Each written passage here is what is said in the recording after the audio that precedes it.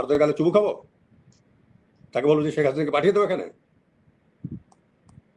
যারা বলছেন অতি উৎসাহী মানুষ প্রণব সৃষ্টি করতে পারে, they are living in a fools paradise.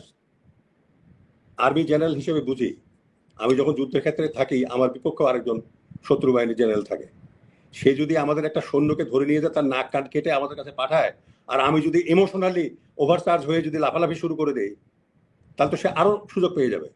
উচিত হলো ওই জেনারেলের 4টে সৈন্যকে ধরে নিয়ে এসে তার হাত পা কেটে দেওয়া, তাহলে আর সে এটা করবে না। আমাদের যাই আছে তাই নিয়ে ঢুকে দাঁড়াতে হবে। আজকে যদি ওই সব রেশনাল লোকদের কথা আমরা শুনতাম, তাহলে 71 সালে কি দেশ স্বাধীন হয়? 71 সালে যুদ্ধ শুরু হয়? এখন যা করতে হবে মাথা উঁচু করে করতে হবে, মাথা উঁচু করে দাঁড়াতে হবে। আমরা কি শেখ হাসিনাকে ফিরিয়ে নিয়ে আসবো ভারতকে খুশি করার জন্য? মাস্টই allow Sheikh Hasina to come back.